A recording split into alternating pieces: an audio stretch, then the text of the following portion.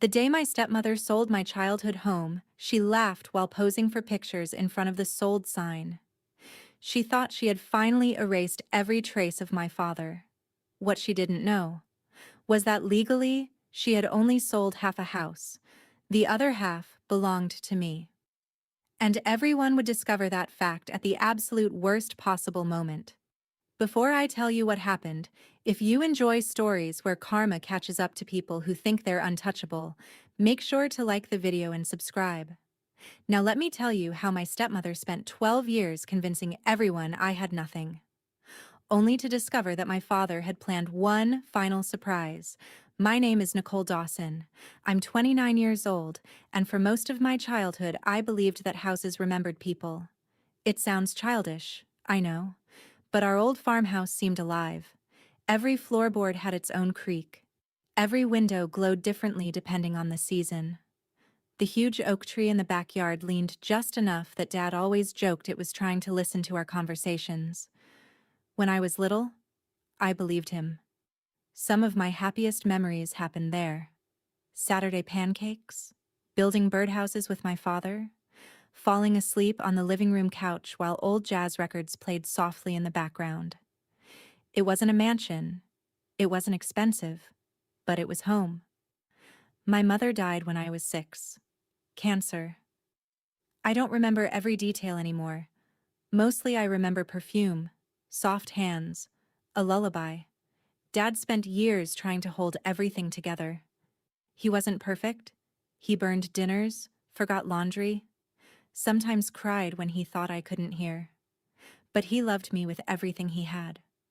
When I was 13, Linda arrived.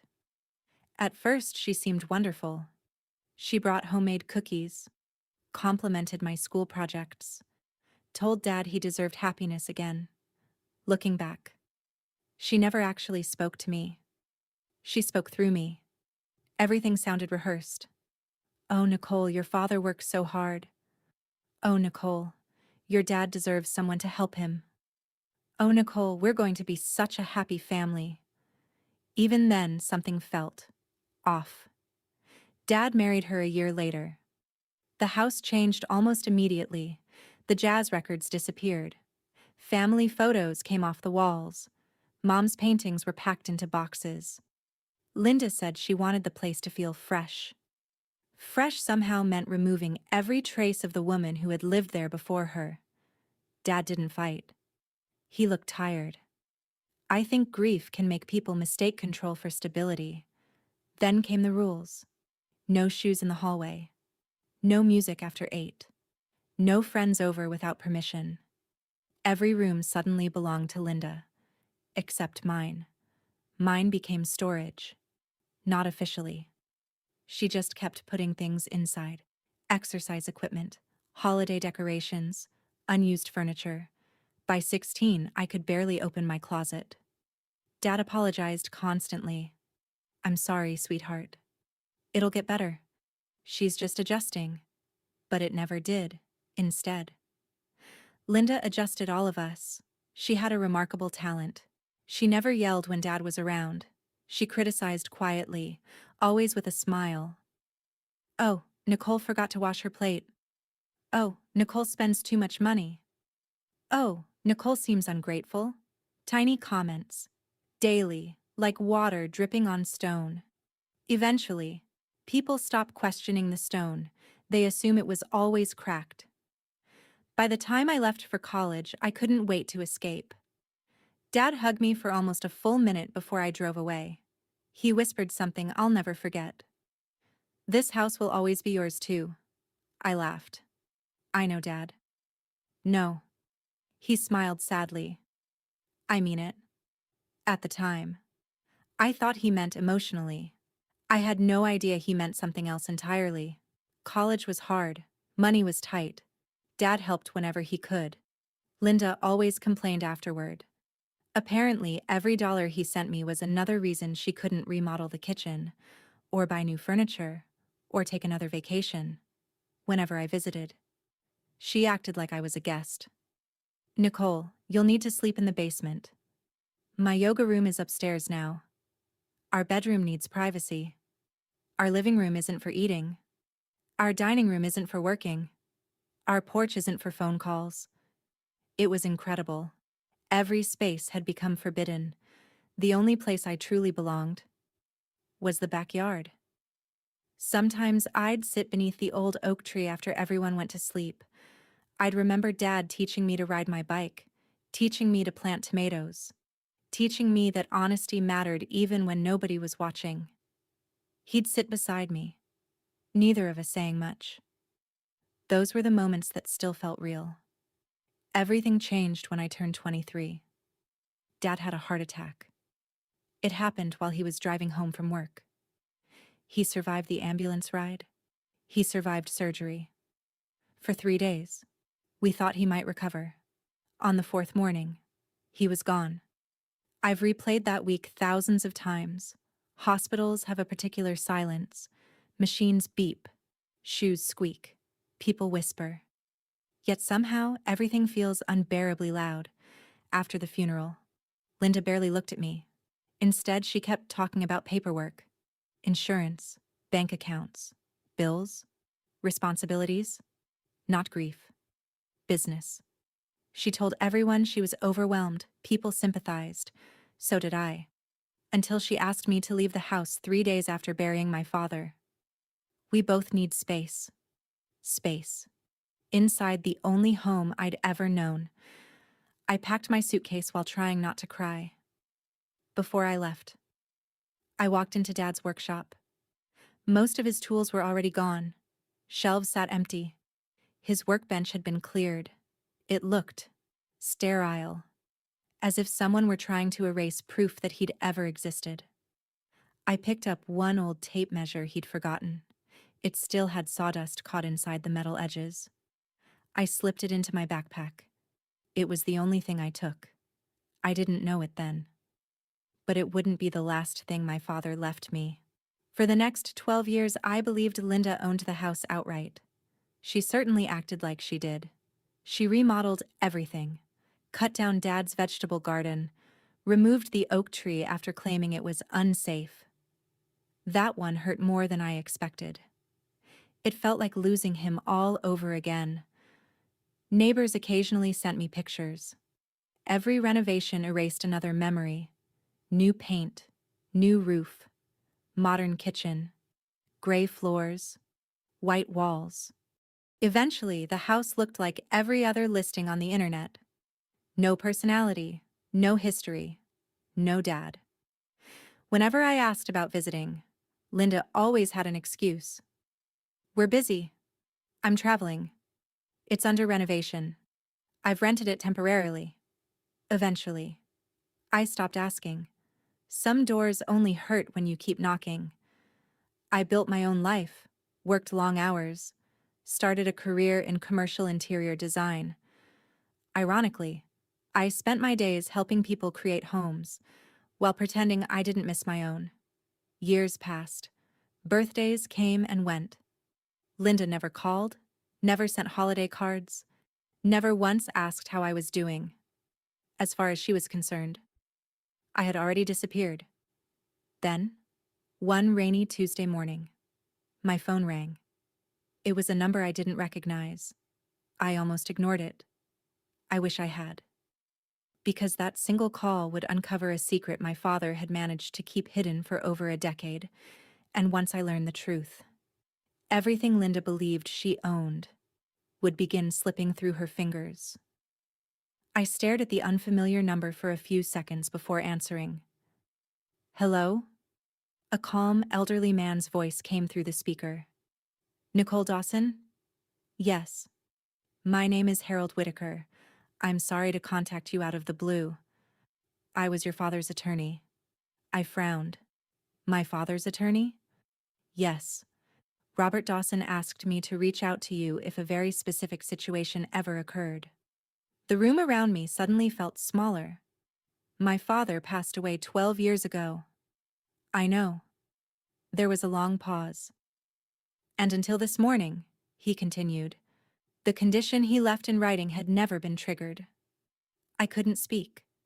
I honestly wondered if someone was playing a cruel joke. My father left instructions, For 12 years? He did. What condition? I'd rather explain that in person. Normally, I hated mysterious conversations, but something about Harold's voice felt genuine, measured, professional. The kind of man who had spent decades choosing his words carefully. When? The sooner, the better. His office was only 40 minutes away. The drive there was torture. Rain tapped against my windshield. Traffic crawled. Every red light felt personal. I kept replaying my father's last words. This house will always be yours too. For the first time. I wondered if he'd meant exactly what he'd said. Harold Whitaker's office looked like it had been frozen in 1998. Dark wooden shelves, leather chairs, boxes of old legal files stacked neatly against one wall. The faint smell of coffee and aging paper hung in the air. Harold himself looked well into his 70s. Silver hair, perfect posture, wire-rimmed glasses. When he shook my hand, his expression softened. "You look just like your father."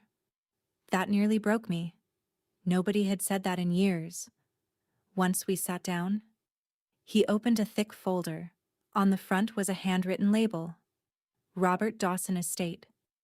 My stomach tightened. Harold removed several documents before sliding one across the desk. "Do you recognize this?" It was a property deed. Our house. My childhood home. "I don't understand." He turned the page toward me. "Read the ownership section." I did. Once. Then again. Then a third time. My heart started pounding so loudly I could barely hear myself think. Owner, Linda Dawson. Owner, Nicole Dawson. 50% each. Joint tenants. I looked up so quickly my chair squeaked. "This has to be wrong." "It isn't. I've never seen this." "You weren't supposed to." "What?" Harold folded his hands. "Your father updated the deed 6 months before he died." My throat went dry. "He transferred half his ownership to you." I stared, unable to process the sentence. "He said he wanted to guarantee that no matter what happened, you would always have a home." Tears blurred the paper. "I never knew." "I know." "Why didn't anyone tell me?" Harold sighed. "Because your father instructed me not to." "What?" "He believed telling you immediately after his death would create conflict while you were grieving." I laughed bitterly.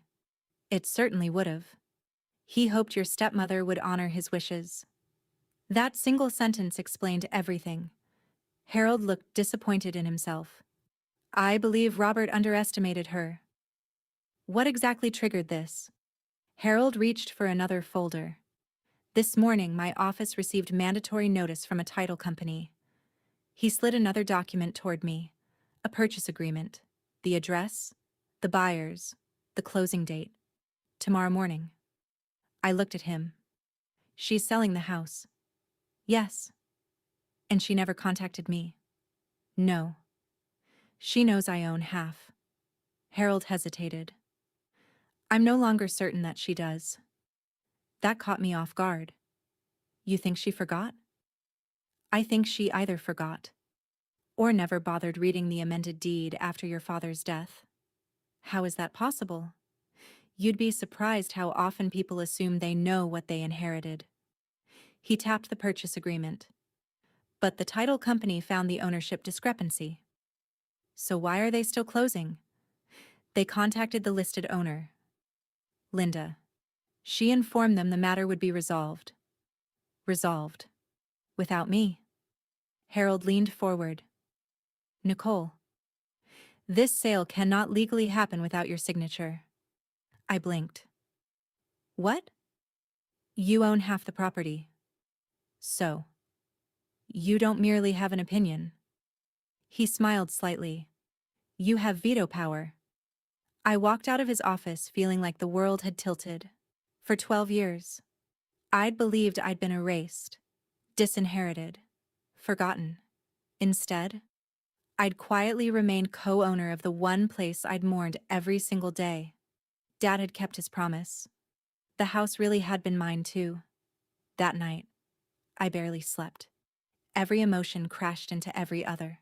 Grief, anger, relief, confusion, hope. Then came rage, pure rage. Not because Linda wanted to sell. She was free to move. People sold houses every day. What shattered something inside me was that she intended to do it without even telling me. She wasn't simply selling property. She was trying to erase the last physical piece of my father. Again. The next morning I called her. She answered on the fourth ring. Nicole? She always pronounced my name wrong. Always. As if correcting herself would somehow acknowledge I mattered. Linda. A pause.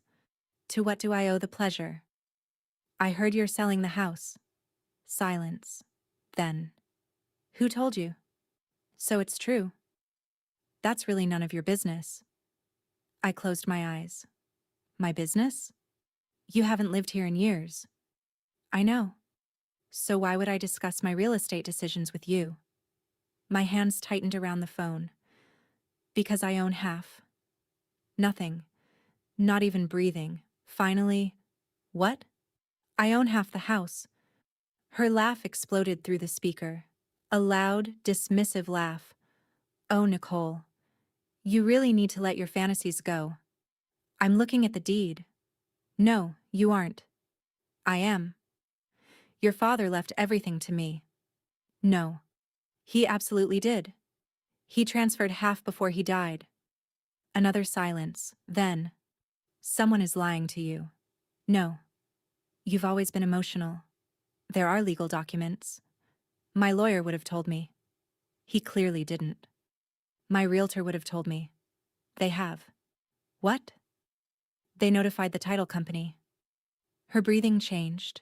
Tiny. Uneven. For the first time. She sounded uncertain. Then she recovered. Fine. If you think this imaginary ownership exists, it does. Then send me proof. I don't have to. She scoffed. You don't have anything. And she hung up. I expected her to call back. She didn't. Instead, within an hour, my phone rang again. This time it was a realtor. Ms. Dawson? Yes. My name is Karen. I'm representing the sale of your family property. I know. There seems to be an unexpected ownership issue. I imagine so. We'd really like to resolve this quickly. Of course they would. Closing was tomorrow. Movers were scheduled. Buyers had already transferred deposits. Everyone wanted the inconvenient daughter to disappear.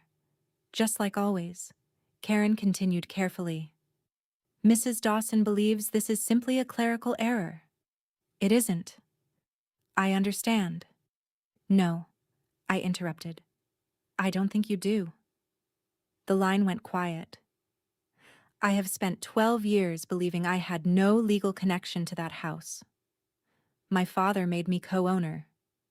No one told me. And now your client wants me to quietly sign paperwork so she can pretend none of this happened.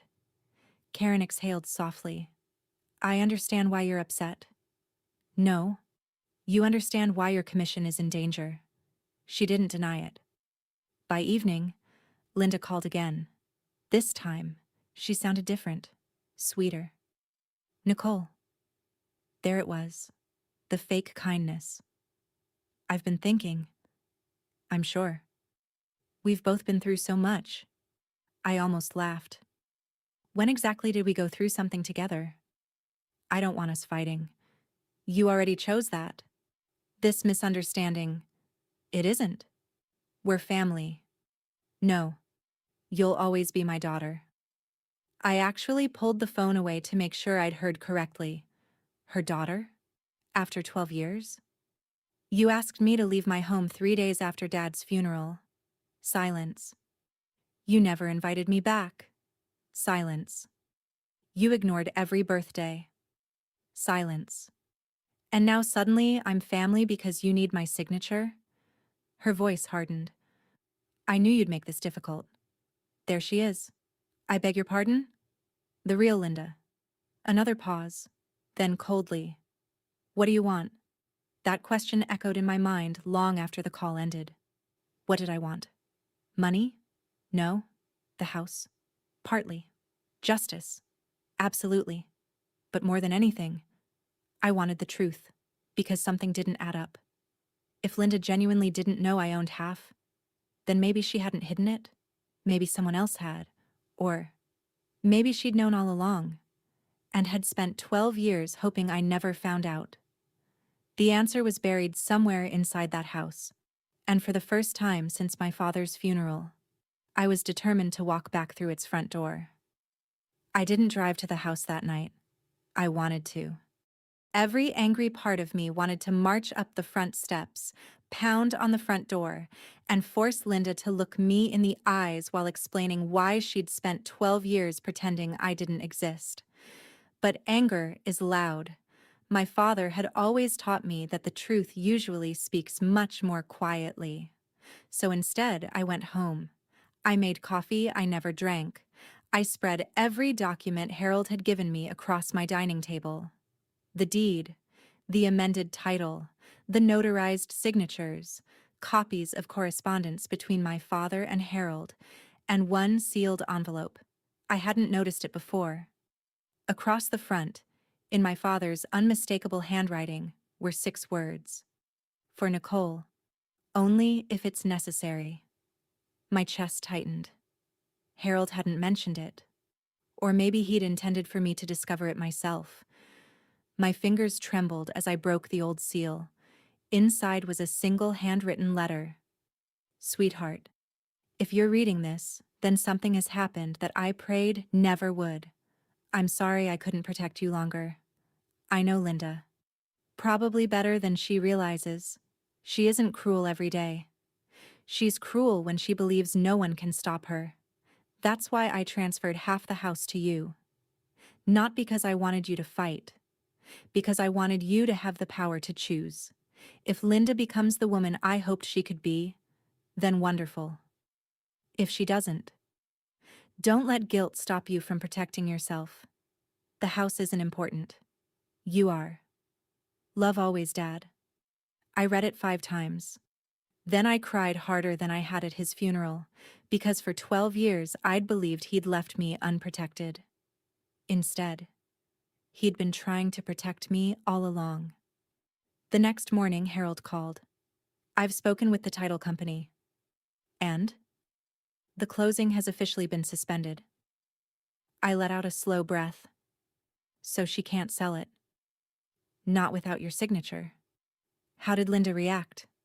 Another pause. Poorly. Poorly turned out to be an understatement. By noon, my phone was buzzing nonstop. Unknown numbers, voicemails, texts, even distant relatives I hadn't spoken to in years. Apparently, Linda had started making calls. According to her version of events, I was trying to steal her home. Funny. For 12 years, she'd acted like I didn't exist. Now suddenly, I was important enough to become the family villain. My Aunt Sharon called first. Nicole, honey, what is all this about? I own half the house. Silence. What? I've seen the deed. But Linda said your father left everything to her. Linda says a lot of things. Another pause. Can you prove it? Yes. Oh. That tiny word told me everything. She believed me. Then came my cousin Ryan. You know everybody's talking? I figured. They're saying you're trying to extort Linda. I'm doing exactly nothing. What do you mean? I'm simply refusing to sign away something that's legally mine. That's actually fair. I know. It amazed me how quickly the story began changing. The moment people realized there were actual legal documents, their certainty disappeared. Rumors survive on missing facts. Evidence tends to ruin them. Harold suggested we meet with the buyers. At first, I thought it sounded ridiculous. They're victims too, he explained. They deserve to know what's happening. He was right. So we arranged a meeting. The buyers were a young couple, Emily and Marcus, maybe 30, excited, nervous, embarrassed. Marcus shook my hand. I don't know what to say. You don't owe me anything. Emily looked miserable. We've already told our kids we're moving. My heart sank. None of this was their fault. I'm sorry. We had no idea. I know. Marcus leaned forward. Can I ask you something? Sure. If Linda knew. He hesitated. Why would she even try this? That question echoed in the room. Because I still didn't know. Not completely. Harold cleared his throat. There may be another issue. We both looked at him. I've begun reviewing the estate records. And? There are several financial transactions from immediately after Robert's death. What kind? Large withdrawals. Legal? They appear to be. Appear? I'd like more time before making accusations. My stomach twisted. What aren't you saying? He removed another folder. Your father's workshop tools. What about them? They were listed as estate assets. I know. They were sold. I know. 2 days after the funeral. I stared. They were appraised. For nearly $60,000. 60,000? Dad had restored antique woodworking equipment for decades. I'd always known some of his tools were valuable. I never imagined they were worth that much. Harold continued. The proceeds were never distributed through probate. What does that mean? It means I don't know where the money went. That afternoon, I did something I hadn't done in 12 years. I drove back to the house. The closer I got, the more familiar everything became. The little grocery store where Dad always bought ice cream. The gas station where he'd let me clean the windshield just so I felt useful. The church on the corner. Nothing had changed. Except me. Then I turned onto our street. And there it was. The house. Smaller than I remembered. Fresh white paint. New landscaping. Different front door. But underneath all of it, it was still home. I parked across the street. For several minutes, I simply looked, trying to recognize pieces of my childhood beneath someone else's renovations. Linda spotted me from the front window. Her face tightened immediately. She opened the front door before I reached the sidewalk. What are you doing here? I came home. This isn't your home. It legally is. You don't live here. You didn't say live. She folded her arms. I have nothing to discuss. I do. I've already spoken to my attorney. So have I. You'll lose. No. She smiled. A cold, practiced smile. You've always overestimated yourself. I almost answered. Then I noticed something. Behind her. In the hallway. Dad's grandfather clock. The one he'd spent 3 years restoring. I hadn't seen it since the funeral. You kept it. What? The clock. She glanced over her shoulder. Oh. I forgot about that. Forgot? That clock chimed every hour. You couldn't forget it if you lived there. You were going to leave it? It's included in the sale. My jaw tightened. Did you tell the buyers it belongs to the estate? It belongs to the house. No. It belonged to my father. And your father is gone. She said it so casually, as though she were commenting on the weather. Something inside me finally became perfectly calm, not angry, not emotional, calm. Because I realized something. Linda wasn't making mistakes anymore. She was making choices. I'd like to come inside. No. As an owner, no. You can't actually stop me. I can call the police. You can. They'll ask for proof of ownership. I smiled. I brought copies. For the first time, she looked genuinely worried. She stepped aside. Barely. As if allowing me through physically hurt her. Walking inside felt surreal. The walls were different. The furniture was different. Even the smell had changed. But the sunlight, the way it came through the living room windows at 4 in the afternoon, that hadn't changed at all. For one impossible second, I expected Dad to walk in from the garage carrying another impossible DIY project. Instead, Silence. I walked slowly through every room. Not to argue, to remember. Then something caught my eye. Dad's old study. Linda had converted it into a home office. The built-in bookshelves were mostly empty now. But one shelf looked odd. The wood tone didn't match. Almost like it had been replaced. Curious, I ran my fingers along the edge. It moved. Barely. A loose panel. My pulse quickened. I pressed gently. Click. A narrow compartment slid open inside the bookshelf. Hidden. My breath caught. Inside sat a small metal box covered in dust. Linda frowned. What is that? I have no idea. I lifted it carefully. It wasn't locked. Inside were old photographs, my mother's wedding ring, several property surveys, and 3 leather-bound journals. My father's handwriting covered every page. Linda's face went white. I've never seen those. For once, I believed her. She genuinely hadn't known the compartment existed. Neither had I, but my father had. And judging by the look on Linda's face, he had hidden far more than memories inside this house. I picked up the first journal, opened to the earliest entry, read the first line, then slowly looked up at Linda. Because in a single sentence, my father had answered every question I'd been asking, and he had unknowingly handed me the final piece I needed, not just to stop the sale, but to expose 12 years of deception. The first page of Dad's journal was dated 8 months before he died. His handwriting was steady, careful, the same script I'd watched him use to label every toolbox and holiday ornament growing up. The first sentence made my blood run cold. If Nicole ever has to read this, then Linda has finally chosen greed over family. The room became impossibly quiet. Even Linda stopped breathing for a moment. I kept reading. Dad described noticing changes after their marriage, not dramatic betrayals, but small things that accumulated over time. Money disappearing from their joint account. Valuable antiques quietly being appraised without his knowledge. Family heirlooms accidentally ending up in storage, only to vanish weeks later. He never accused Linda outright.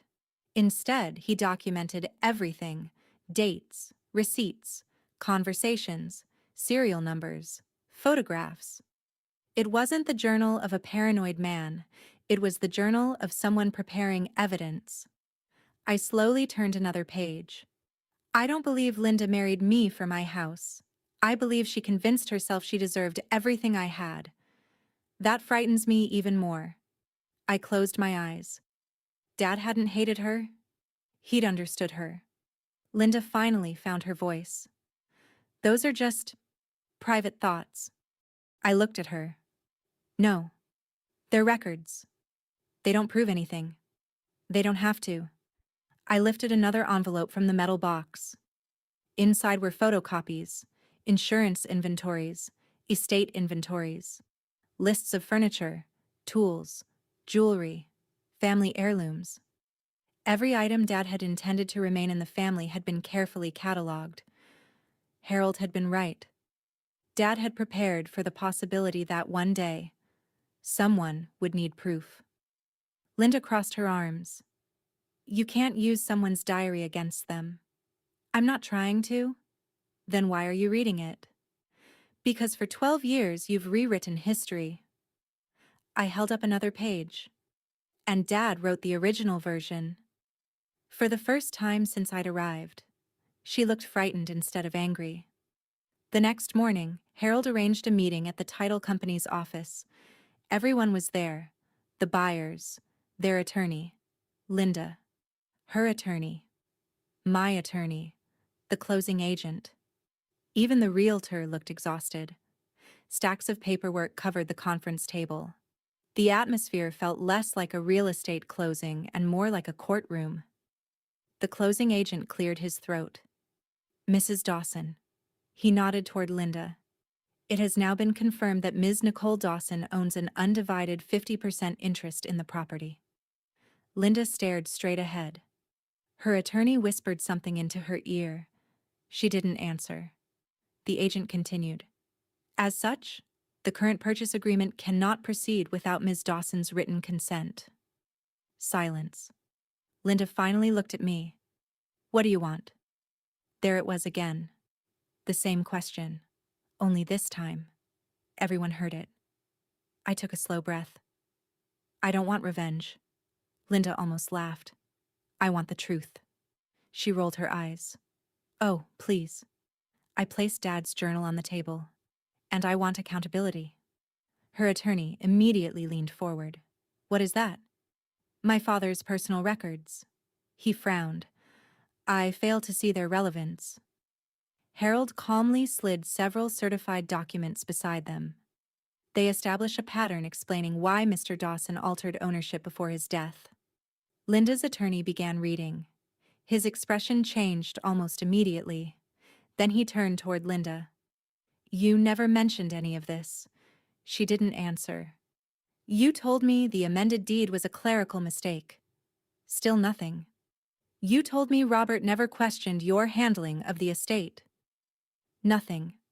For the first time. Even her own lawyer looked disappointed. Then Harold produced one final document. I believe this belongs here as well.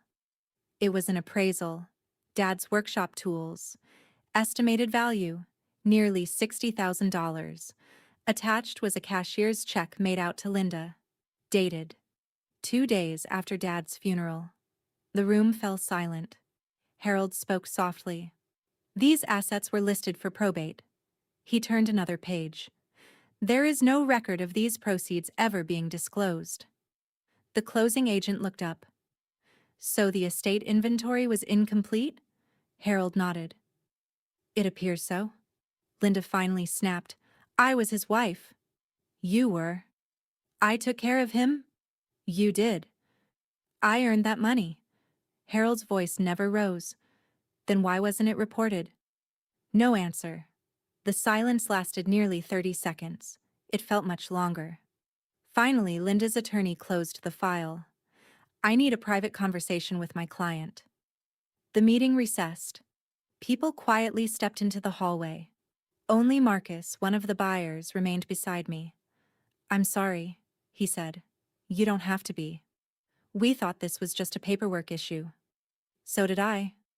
He smiled sadly. I don't think it ever was. Neither did I. 20 minutes later, everyone returned. Linda looked. Older. Not physically, emotionally, like someone carrying a weight she'd finally realized couldn't be hidden anymore. Her attorney stood. My client wishes to make a proposal. I folded my hands. I'm listening. Linda would immediately withdraw the sale. She would acknowledge my ownership interest. She would reimburse the estate for the undisclosed proceeds from the workshop sale, with interest, allowing the remaining matters to be resolved through probate. She would also agree to mediation regarding every disputed heirloom listed in Dad's inventory. Her attorney finished speaking. The room waited. Then everyone looked at me. I thought about all the nights I'd cried over that house, all the birthdays spent wondering if Dad would have wanted things to end this way, all the years I'd believed I'd been forgotten. Then I remembered something he'd written. The house isn't important. You are. I smiled. I have one condition. Linda frowned. What now? The house isn't being sold?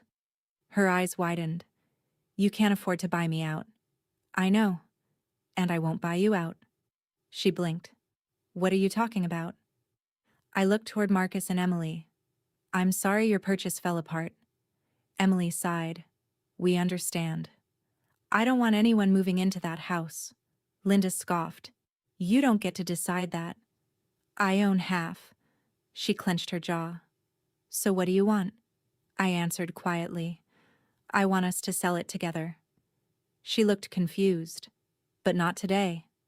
3 months later, the house was finally ready. Not for strangers, for goodbye. Harold suggested something I never would have considered. An estate open house. One weekend. Friends. Neighbors. Dad's former co-workers. Anyone whose life he'd touched. They came by the hundreds. People walked through every room sharing stories I'd never heard. One man cried when he saw Dad's old workbench. A retired teacher brought photographs of a wheelchair ramp Dad had built for her husband without charging a penny. A firefighter remembered Dad fixing equipment at 2 in the morning during a snowstorm. I realized something beautiful. The house had never belonged only to us. It held pieces of everyone Dad had quietly helped. On Sunday evening, the visitors were gone. The rooms were empty. Golden sunlight spilled across the hardwood floor. I walked into the backyard. A small oak sapling stood where the original tree had once grown. Marcus and Emily had sent it as a gift after buying a different home. Attached was a handwritten note. "Some roots deserve another chance." I smiled through tears. I planted it myself. A month later, Linda and I finalized the sale. This time, together. Everything was transparent. Everything was legal. Everything Dad had wanted. After expenses, we each received our share. Mine wasn't life-changing, but it wasn't supposed to be. It represented something much bigger. The truth. As for Linda, news travels surprisingly fast in small communities. Neighbors learned what had happened. Friends began asking uncomfortable questions. People she'd known for years slowly kept their distance. Not because I humiliated her, but because the facts spoke for themselves. I never celebrated her embarrassment. I didn't need to. She had spent years believing she could control the story. In the end, the documents told a better one. Months later, Harold invited me to lunch. He handed me Dad's journals. "I think he'd want you to have these." "I think so too." As we stood to leave, Harold smiled. "You know." "What?" "Your father once told me something." I waited. He said, "Nicole always thinks kindness is weakness." I laughed. "That doesn't sound like me." Harold chuckled. He finished the sentence. "What did he say?" "One day she'll realize kindness only matters when it's backed by courage." I looked down at the journals. For the first time in years, the ache in my chest felt lighter. Not gone, just lighter. People often ask if I won. If revenge was worth it. Here's the truth. Stopping the sale felt good. Being proven right felt good. Watching years of deception unravel felt satisfying. But none of those things healed me. What healed me was discovering that my father never abandoned me. For 12 years, I believed I'd lost both my parent and my place in the world. Instead, he'd quietly spent his final months making sure I would never be powerless. The greatest revenge wasn't humiliating my stepmother. It was refusing to become bitter because of her. She tried to erase my father's legacy. Instead, she forced me to discover how carefully he had protected it. And that is something no one can ever sell. If this story reminded you that the truth has a way of surfacing, even years later, I'd love to hear your thoughts. What would you have done in my position? Let me know in the comments below. And if you enjoy stories where patience, courage, and justice ultimately prevail, don't forget to like the video and subscribe. There are many more unforgettable stories waiting for you in the next one.